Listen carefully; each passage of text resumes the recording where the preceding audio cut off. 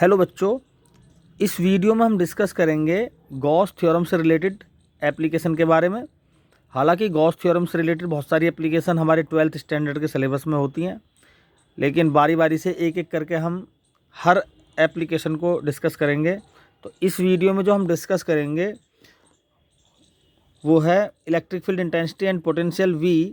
ई से मतलब है इलेक्ट्रिक फील्ड का और वी से पोटेंशियल का, इलेक्ट्रिक पोटेंशियल का, due to conducting charged sphere.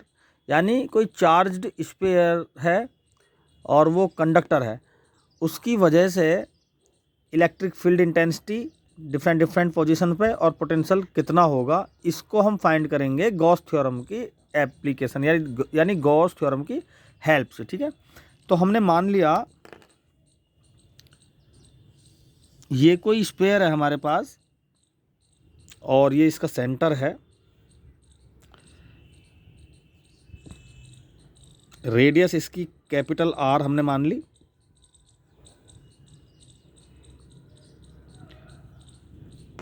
और हमने माना कि इसके सरफेस पे plus Q charge uniformly distribute है। इस तरह से ये plus Q charge uniformly distribute है।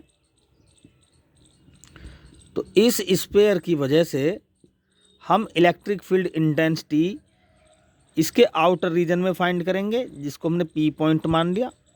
इसकी सरफेस एस पर फाइंड करेंगे और इसके किसी इनर पॉइंट क्यू पर फाइंड करेंगे। ठीक है, ये 3 पॉइंट है हमारे पास। तीनों पॉइंट पर बारी बारी से हम इलेक्ट्रिक फील्ड इंटेंसिटी और पोटेंशियल फाइंड करेंगे। ठीक है,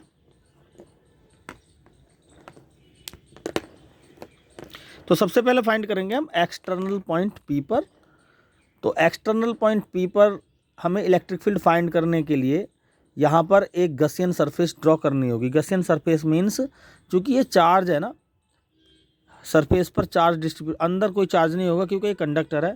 कंडक्टर की सरफेस पर चार्ज होता है, तो यहाँ से कुछ इलेक्ट्रिक लाइन पास होंगी। तो इलेक्ट्रिक लाइन पास होंगी कुछ इस तरह से, जैसे प्लस चार्ज है तो यहाँ से इलेक्ट्रिक लाइन इस तरह से पास होंगी ऐसे, और चारों तरफ इस तरह से इलेक्ट्रिक लाइन पास यहाँ से इजेक्ट होंगी। यानी तो यहाँ पर ये चूँकि सर्कुलर फॉर्म में है, तो अगर सेंटर से ये डिस्टेंस स्मॉल आर है हमने मान लिया, तो इस डिस्टेंस पर हर पॉइंट पर जो पोटेंशियल होगा उसकी क्वांटिटी क्या होगी, सेम होगी। ठीक है, तो ये भी एक चारों तरफ एक क्या बन जाएगा, एक इमेजिनरी स्फीयर बन जाएगा इतनी डिस्टेंस को लेकर। और जब क्योंकि चारों तरफ स्फीयर को अगर हम इमेजिन करें तो चारों तरफ इलेक्ट्रिक लाइन निकलेंगी सरफेस के चार्ज की वजह से, और एक फिक्स डिस्टेंस पर हर पॉइंट पर सेंटर के रेस्पेक्ट में पोटेंशियल की वैल्यू सेम रहेगी, इलेक्ट्रिक फील्ड की वैल्यू सेम रहेगी। तो अगर हम उसी डिस्टेंस पर एक इमेजिनरी लाइन ड्रॉ करें तो एक सरफेस बनेगी जिसको हम गॉसियन सरफेस बोलते हैं। ठीक है, तो इस पॉइंट पर हमें इलेक्ट्रिक फील्ड फाइंड करना है, तो हमने ये गॉसियन सरफेस ड्रॉ कर लिया यहाँ पर। इसको हम इस सरफेस के चारों तरफ ड्रॉ कर सकते हैं। ठीक है, ये ही मान के चलेंगे कि ये जो सरफेस है गॉसियन सरफेस, जहाँ पर सेंटर के रेस्पेक्ट में डिस्टेंस सेम होने की वजह से इलेक्ट्रिक फील्ड और पोटेंशियल हर जगह सेम है। ठीक, तो ये इमेजिनरी लाइन ड्रॉ कर ली और एक इमेजिनरी सरफेस हमने बना ली है यहाँ पर। इसके किसी और डिस्टेंस पर भी बना सकते हैं, क्योंकि इलेक्ट्रिक लाइन तो सरफेस से चारों तरफ लगातार एक सेम यूनिफॉर्मली आगे की तरफ चल रही हैं ये, लेकिन इनकी डिस्टेंस के साथ जैसा कि हमें मालूम है इंटेंसिटी घटती चली जाती है।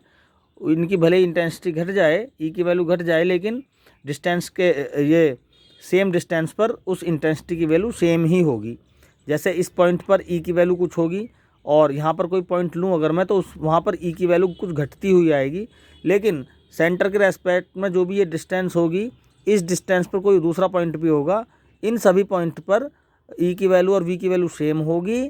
और अगर इन्हीं पॉइंट पर हम एक लाइन ड्रॉ कर लें, इमेजिनरी लाइन, तो उसी जो भी सरफेस इमेजिनरी बनेगी उसी को हम गॉसियन सरफेस बोलेंगे। तो फिलहाल हमने ये पॉइंट ले रखा है P पॉइंट।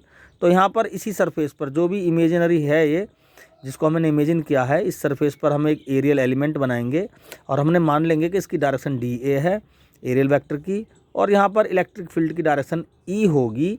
इसी को मानते हुए हम इस पॉइंट पर अपना गॉस थ्योरम अप्लाई करेंगे। तो चूँकि हमें ये तो पता ही है कि E फाई E होगा E डॉट DA, तो यहाँ पर गॉस थ्योरम अप्लाई करेंगे। इसका मतलब ये हुआ फाई E होता Q upon epsilon naught according to Gauss theorem. और ये इंटीग्रेशन का साइन लगाना ना भूलें। और ये ठीक है क्लॉज सरफेस, ये जो मैंने सर्किल बना दिया यहाँ पर, ये क्लॉज सरफेस को शो कर रहा है, यानी ये शो कर रहा है इंटीग्रल के पूरी सरफेस पे इंटीग्रेशन हो रहा है। ठीक है, तो इस तरह से साइन बना के, ये इंटीग्रेशन का साइन बना के इस तरह से गोला लगा देते हैं, तो ये शो होता है कि पूरी सरफेस इनक्लोज्ड हो चुकी है इसके अंदर। यहाँ पर हम लिख देंगे ई DA, तो इंटीग्रेशन जो होगा DA का वो हो जाएगा A, तो E डॉट A इसको EA cos 0 लिख सकते हैं Q upon epsilon not E, और cos 0 की वैल्यू 1 होती है, A की 4 पाई R स्क्वायर। तो यहाँ से E की वैल्यू निकल के आ गई 1 upon 4 pi epsilon naught Q upon R square.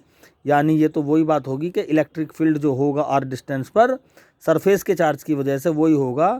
अगर ये सरफेस का टोटल चार्ज सेंटर पर जाके पॉइंट चार्ज बन जाए, तो उस चार्ज की वजह से जो इस पॉइंट पर इलेक्ट्रिक फील्ड होगा वही, अगर ये चार्ज यूनिफॉर्मली डिस्ट्रीब्यूट हो जाए पूरी सरफेस पर, उसकी वजह से जो हो यहाँ पर होगा। ठीक है, यानी सरफेस के चार्ज की वजह से जो इंटेंसिटी यहाँ पर आएगी निकल गए, वो ही C पर अगर ये चार्ज इकट्ठा होकर C पॉइंट पर पॉइंट चार्ज बन जाए, तो उसकी वजह से भी वो ही होगा। क्योंकि ये जो फॉर्मूला है ये Q point charge R distance पर इलेक्ट्रिक फील्ड को शो कर रहा है, जो हमने पॉइंट चार्ज की वजह से भी पढ़ा था। ठीक है, यहाँ से अगर हम V की वैल्यू फाइंड करें, तो V जो होगा dV होता माइनस EdR, इसको हम कैलकुलेट कर सकते हैं।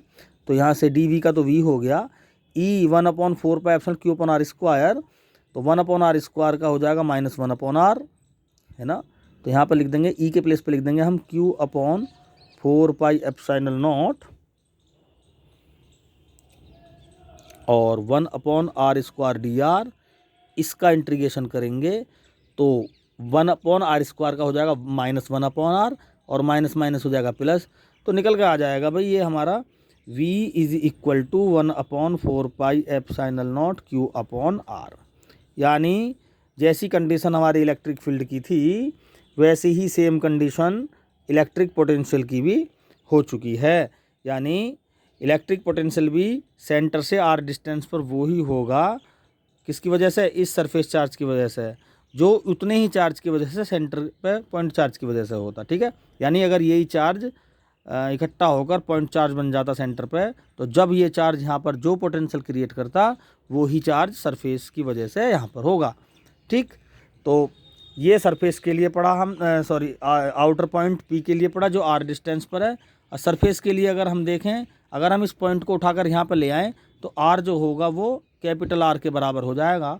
तो इसमें हम सरफेस के लिए सेकंड पॉइंट यहाँ पर कर रहे हैं, सरफेस के लिए ये आउटर पॉइंट के लिए हो गया भाई। यहाँ पर आउटर पॉइंट के लिए ये हो गया। यहाँ पर सरफेस के लिए सिंपली हम R is equal to R रख देंगे, तो E हो जाएगा 1 upon 4 pi epsilon naught Q upon R square, और V हो जाएगा 1 upon 4 pi epsilon naught Q upon R। ठीक है, ये सरफेस का हो गया। अब इनर पॉइंट की बात करते हैं, क्योंकि हमने तीसरा पॉइंट हमारा Q इनर पॉइंट है ये वाला। ठीक है, तो इनर पॉइंट के लिए E क्या हो जाएगा 0, क्योंकि अंदर इलेक्ट्रिक फील्ड तो है ही नहीं। तो जब E 0 हो जाएगा तो dV होता है भाई हमारा E डॉट DR, और E 0 है तो dV क्या हो गया 0, और जिसका इंटीग्रेशन 0 होता है उसकी वैल्यू आप क्या होती है, कांस्टेंट होती है। तो कंडक्टर स्फीयर के अंदर वैल्यू जो वोल्टेज होगा वो क्या होने वाला है, कांस्टेंट होने वाला है। ठीक है, तो अगर हम इसका ग्राफ ड्रॉ करें किस किस के बीच में, E और E, पहले तो E का करेंगे R के साथ, इलेक्ट्रिक फील्ड का R के साथ, और फिर V का करेंगे R के साथ। तो देखते हैं ज़रा, करते हैं इस ग्राफ ग्राफिकल रिप्रेजेंटेशन को नेक्स्ट सेक्शन में। तो बच्चों पिछले सेक्शन में इलेक्ट्रिक फील्ड इंटेंसिटी और पोटेंशियल को फाइंड किया हमने किसी कंडक्टिंग चार्ज स्फीयर की वजह से, और हमने ये वैल्यू स्फीयर के आउटर पॉइंट पर, सरफेस पर और इनर पॉइंट पर फाइंड की थी। ठीक है, अब हम ग्राफिकल रिप्रेजेंटेशन देखते हैं। पहला देखते हैं graphical representation. Graphical representation first है, किस किस के बीच में है ये आर के और ई के बीच में देखेंगे। ठीक है, यहाँ पर ओरिजिन पॉइंट है, ये दोनों चीज़ 0 0। अगर हम बात करें सेंटर की, तो यहाँ पर स्फीयर को बना सकते हैं कुछ इस तरह से। ये हमारा कोई स्फीयर था और ये सेंटर है इसका। ठीक है, तो सेंटर पे इलेक्ट्रिक फील्ड 0 है, क्योंकि इसका चार्ज जो है ये आउटर सरफेस पर ही रहता है कंडक्टर में। अभी हमने पिछली सेक्शन में डिस्कस किया था इसके बारे में। सरफेस पर ही चार्ज रहता, अंदर चार्ज 0 है तो ई की वैल्यू भी 0 होगी। यानी यहाँ से लेके यहाँ तक ई की वैल्यू 0, तो ग्राफ क्या आएगा, 0 को ही शो करेगा। यहाँ ये सरफेस है, इस पॉइंट पर ये जो स्मॉल आर है वो कैपिटल आर के बराबर हो जाएगा। ठीक है, तो सेंटर से लेकर सरफेस तक इलेक्ट्रिक फील्ड की वैल्यू 0 है, तो ये लाइन, ये वाली लाइन शो करेगी। ठीक है, आर बढ़ रहा है सेंटर के रेस्पेक्ट में, आर की वैल्यू बढ़ रही है, लेकिन इलेक्ट्रिक फील्ड नहीं बढ़ा, वो 0 पर ही रहा। ये लाइन ये शो कर रही है। ठीक है, अब जैसे ही सरफेस पर पहुंच जाता है ये पॉइंट, आर की वैल्यू कैपिटल आर के बराबर हो जाती है, यहाँ हो जाती है, तभी मैक्सिमम हो जाती है इलेक्ट्रिक फील्ड। और उसके बाद जैसे हम आर को बढ़ाएंगे तो ई घटने लगता है, कुछ इस तरह से घटेगा। ठीक है, कर्व पोर्शन आ जाएगा निकल के, यानी ई जो होगा वो इन्वर्सली आर स्क्वायर पर डिपेंड करेगा, और ये ग्राफ शो करेगा उस कंडीशन में। ठीक है, तो ये तो हो गया ई और वी के बीच ग्राफ। सेकंड ग्राफ जो हम ड्रॉ करेंगे वो करेंगे वोल्टेज पोटेंशियल, इलेक्ट्रिक पोटेंशियल का आर के साथ। ठीक है, ये वी हो गया यहाँ पर, और यहाँ पर हो गया ये आर। इसमें भी एक स्फीयर बनाएंगे हम, इसमें कंडक्टिंग स्फीयर। मैंने मान लिया ये कोई कंडक्टिंग स्फीयर है, ये सेंटर है उसका, ये ओरिजिन है, वह वोल्टेज शो कर रही है ये साइड वाई डायरेक्शन, और ये एक्स डायरेक्शन आर को शो कर रहा है। ठीक है, तो ये सेंटर है, ये सरफेस है। तो हमने अभी एक पिछले एक्सप्रेशन में पढ़ा था कि इस इन साइड जो होगा वो वोल्टेज कांस्टेंट होगा, तो ये शो करेगा V बराबर कांस्टेंट। यानी स्फीयर के अंदर वो पोटेंशियल वोल्टेज, तो हम AC के लिए यूज़ करते हैं वोल्टेज वर्ड, यहाँ पर हम पोटेंशियल यूज़ करेंगे। सेंटर से सरफेस तक का जो पोटेंशियल है वो कांस्टेंट होगा। तो इसका मतलब ये हो, यहाँ पे क्या, ये जो डिस्टेंस है ये यहाँ पर R कैपिटल R के बराबर होगी, लेकिन इस सरफेस से जैसी डिस्टेंस R को हम बढ़ाएंगे तो वही ग्राफ कुछ इस तरह से आएगा, जो शो करेगा V inversely proportional to R के। ठीक है, तो ये हुआ इनका ग्राफिकल रिप्रेजेंटेशन। नेक्स्ट वीडियो में जो हम E और V की वैल्यू फाइंड करेंगे वो कंडक्टिंग की प्लेस पे इंसुलेटर इस चार्ज स्फीयर के लिए फाइंड करेंगे। Thank you.